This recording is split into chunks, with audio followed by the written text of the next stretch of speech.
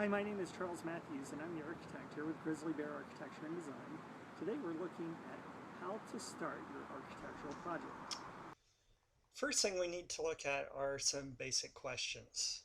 And the basic questions include four different areas. What is the need? Where you basically have to answer the big picture. Why are you doing this? Why are you doing this project? Is it a tenant improvement, like the guy who called? If it is a tenant improvement, then what you need to do is anything related to making the business work in this new space that you're going into. How much will it cost? That's an obvious reason, but there are also hidden costs of things that people don't regularly anticipate. And so that's another thing to be considered. Another is, what is the time frame to completion? I guess a different way of saying this is, what are the requirements in order to complete in a way that would be profitable? As an example, if you take out a loan, you're going to owe money on the loan, and the longer it takes for you to start getting money from the investment of going into the rental property, the longer it'll take to pay off the loan. So getting into a building, as an example, with a tenant improvement that I was talking about, that's an important thing, getting into the building. But there are a lot of things that have to happen before you can go in and start offering services. And the final question that we look at is, where will it happen? If you can answer these four questions and go into them in some depth, you're really well prepared in order to start doing your architectural project. And since our question is, how is it that you can get started with an architectural project, we'll continue.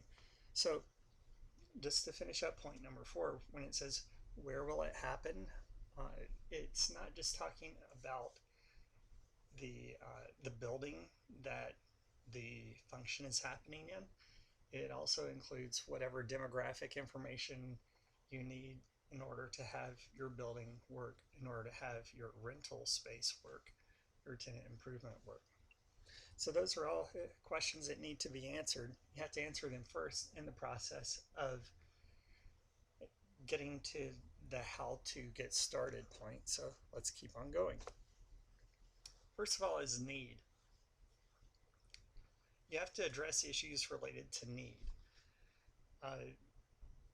When you're wanting to get started as the client, you have to have certain things in your mind as far as why you're doing what you're doing, and are the goals you're trying to reach, are they functional goals, meaning are you trying to move walls around and shape a space for a certain function to happen within them and the supporting functions that would happen around them?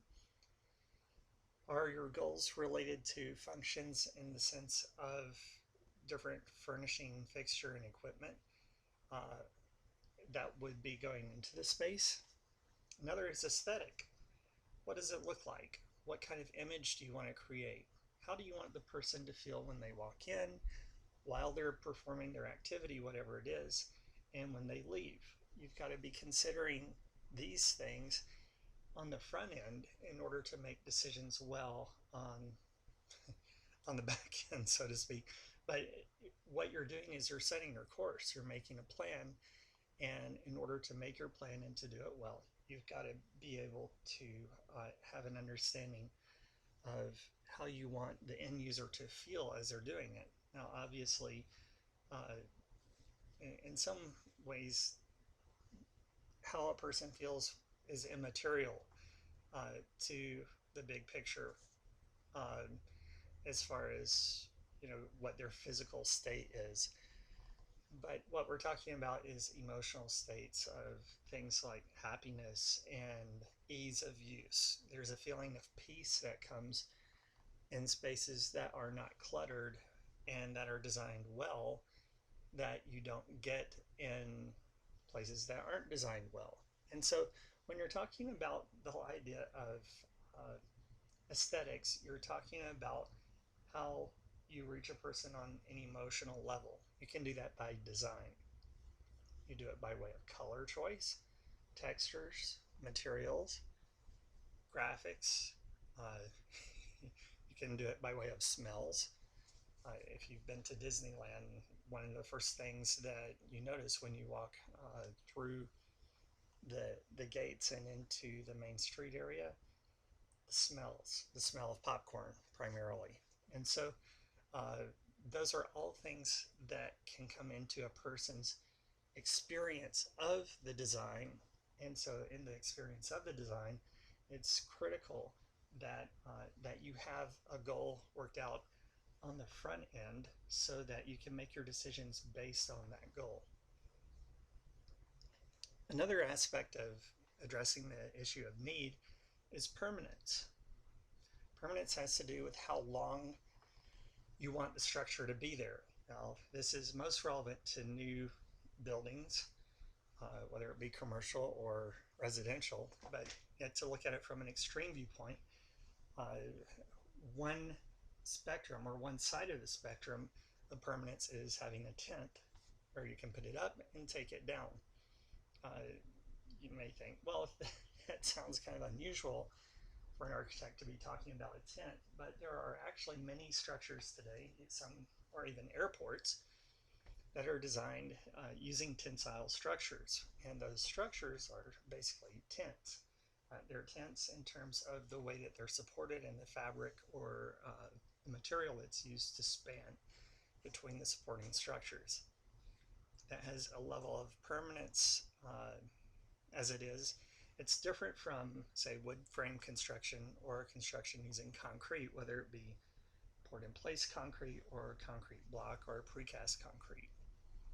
So, concerning the need that the client has, you, the potential client, you have to address function, aesthetics, permanence, all those as far as your understanding of what you want to have happen.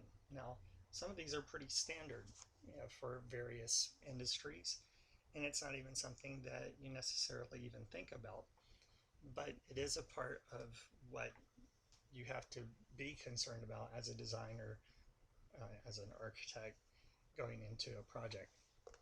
So if our first issue has to do with need, our second has to do with cost and finances. And so answering the questions related to costs and finances will be able to help you to get started. First question we ask is, do you need to finance the project? Now, if you are going to a bank, as an example, to get some kind of a construction loan, that's financing it, and they have certain constraints for you. I know that in certain situations, the architect has been able to provide plans as a means of securing the funding. And so in that kind of a situation, I'm certainly willing to work with whoever it is that needs help in that area. We just need to be able to discuss and communicate those needs. Second question, do you have the land available? Meaning, have you already bought the land? If you have bought the land, then that's great. That's one more thing out of the way. If you haven't, then understanding what the need is that you have will directly inform, or at least should directly inform, the land that you would buy. As an example, you may buy something in a certain area that's cheap, a piece of land that's cheap in a certain area because the location of the land is great for your intended use. However, if the land is located in a flood zone, something that you don't know from the beginning, then you could have some problems, some significant problems, which would totally address and inform you as to the reason why the land was so cheap. It's because it has some really big issues that have to be addressed. Another question is, what will your monthly payments be? If you have monthly payments that are outside of the range of your cash resources, then you've got significant problems. And so all these things related to costs and finances need to be organized and managed up front before starting. There's a saying about a person that if they want to build a tower, they don't start building the tower and then count the costs. They sit down, they count the costs first, and then they build the tower.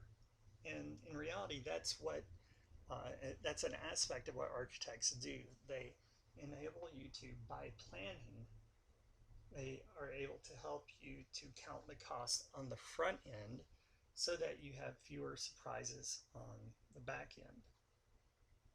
And when I say back end, what I'm referring to is that you're getting through the process of doing the architectural drawings and ultimately the construction. And the next question, what are your contingencies? Basically, this is addressing the fact that things break. Okay, not only do things break, but things come up, like a person wants to change the location of a wall inside of a building, and everything looks like it's fine to do, and they realize that there are utilities and plumbing fixtures and structural steel underneath, and so that then begins to adjust the ultimate cost of the project.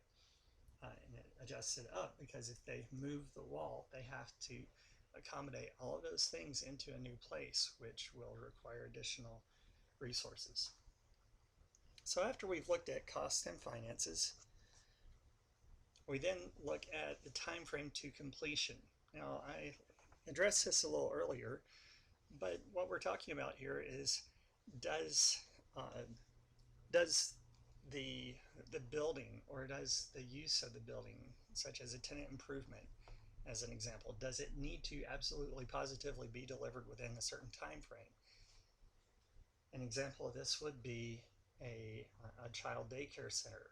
If you're starting out in January and you need to get a conditional use permit and have everything approved and have everything built before September, you may actually be cutting it close. The reason for that is it takes time to do conditional use permits. It takes time to do the drawings and get them approved. And if there's anything that would slow down or hinder the overall effort, then you've got problems. So understand that if you are working within a time frame to get into a space, your cash spent is going to increase dramatically. An architect can do a standard job in 6 weeks, if it's a basic standard building or a standard tenant improvement. However, what is also going on here is that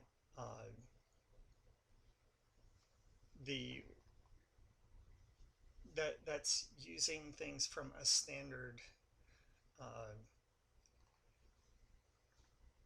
from a standard way of doing the design and construction, meaning typical way, the overall general way that it's done. If you want to accelerate that, then more people are going to need to be brought on board, and ramping up to speed in order to get everything done, sometimes that can be hard to do. And so if your time frame is decreased, you can understand, and you should understand, that the cost will increase. Okay, so if you need it in a shorter time, you're going to need to pay more cash, just because from an architectural viewpoint, I'll have to bring on more people in order to get a specific job done. And the next issue is the location. Where will it happen?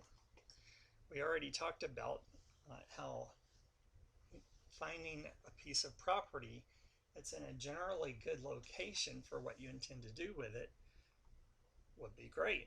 However, if the land itself has issues such as flood zone restrictions, where you thought you may have 10 to 20,000 square feet of buildable area that you would need in order to accomplish your goals.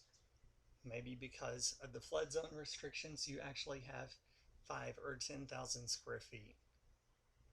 And so that alone dramatically alters what you can do on the property.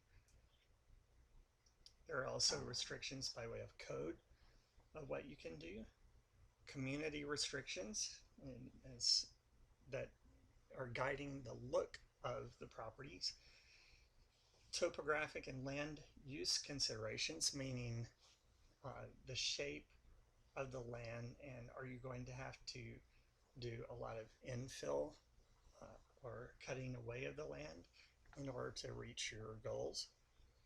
And there are other things that come up, site peculiarities, such as do you have some kind of protected amphibian on your property, and because of Environmental Protection Agency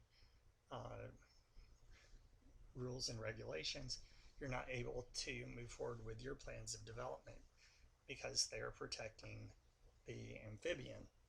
So those are all things that need to be considered when you are looking at starting a project. So we're going from there. How do we then, given those considerations, how then do you start? Well, what I like to suggest to my clients is that they should have a construction feasibility analysis. Now, there are feasibility analyses that look at business operations. Okay, that's not what I'm talking about. When I'm talking about construction feasibility analysis, we are looking at trying to answer the question, if you, the client, have a certain budget dollar amount, can what you want to do with that money fit with reality, or at least projected reality based on what consultants have to say, what general contractors have to say, what governing agencies have to say as far as the cost of all the different aspects of your work. After you have completed a construction feasibility analysis, and that's what, as an architect, I would do as an additional service, if that is nailed down, it would include things such as not just the cost, but the listing and inventory of spaces. It would include a big picture view of relevant code sections.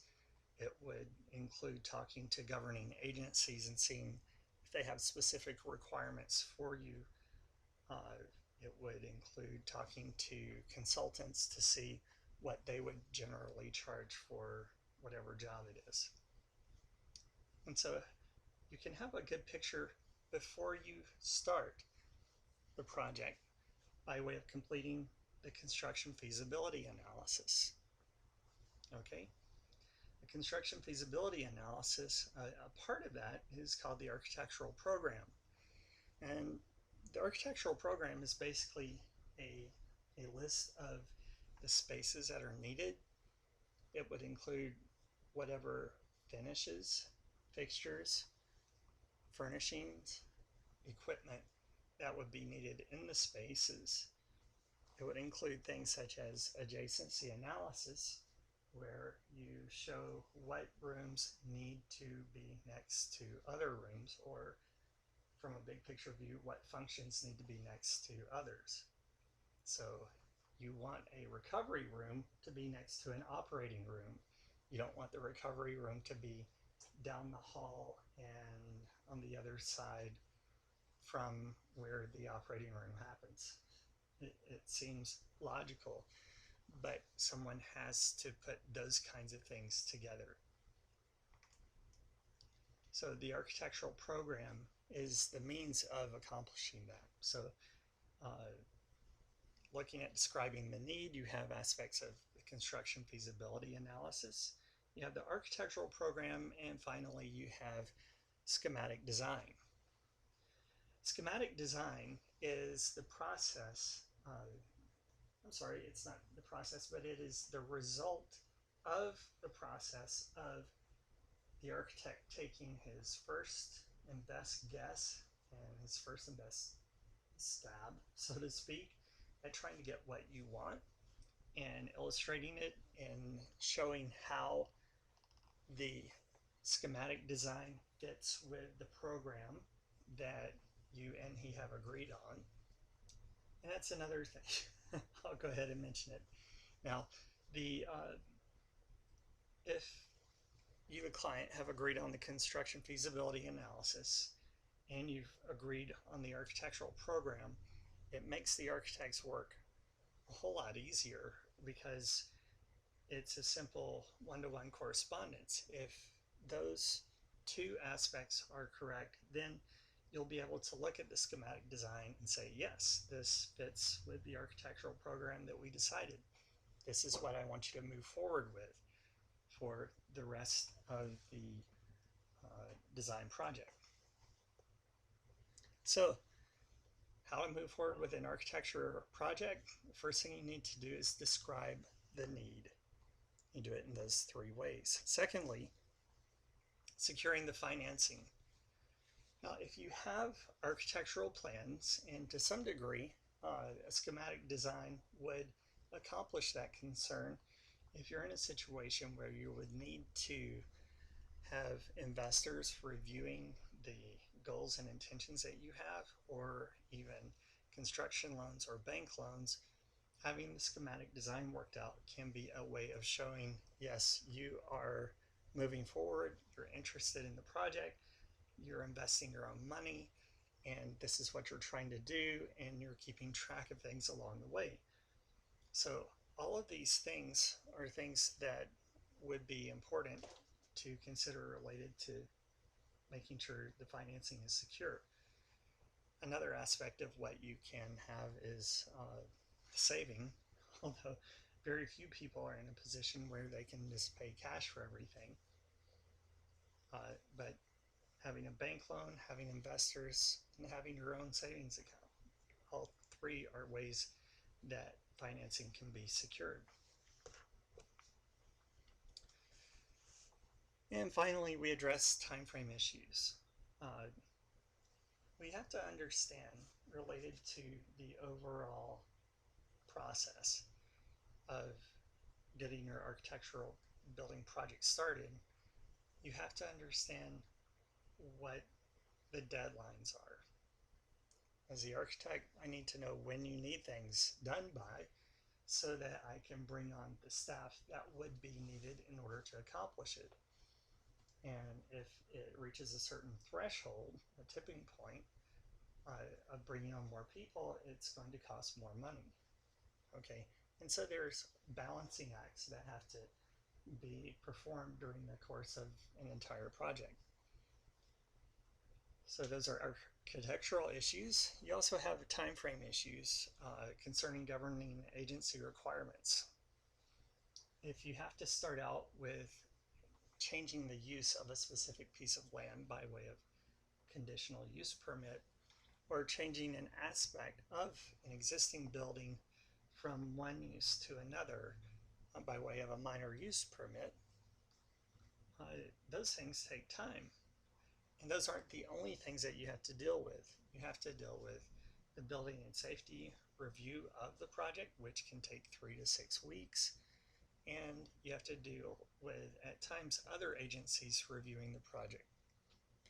And so if you've got all these people who need to spend their time on it, another aspect is, as the architect, not only do I need to design the project in schematic design and develop it enough to where engineering can take place on the project, but I then have to hand it over to my consultants, my mechanical, electrical, plumbing engineers, my structural engineer.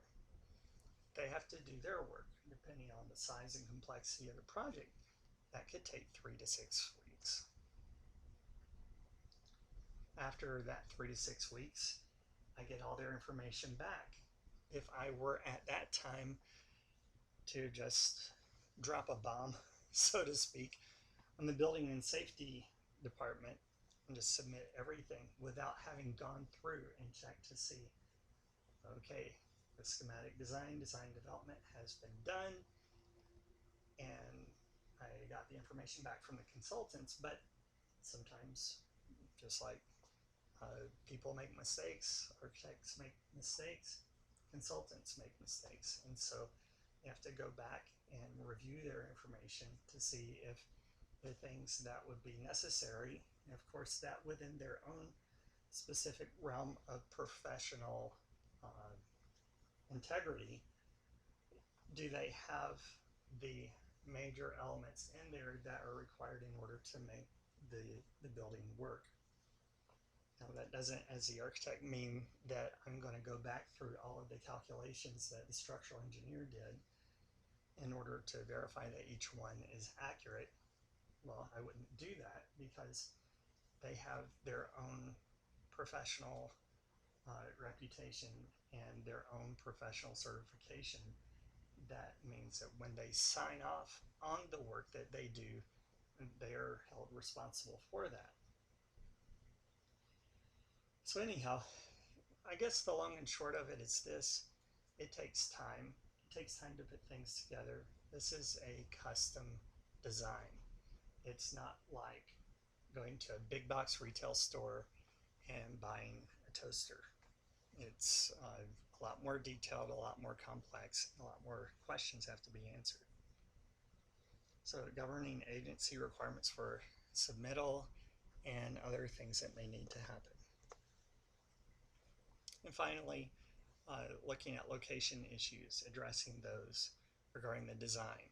Well, say we go with that piece of land that you got for $30,000. It's in a flood zone. Well, you're going to have to spend tens of thousands, if not hundreds of thousands of dollars in order to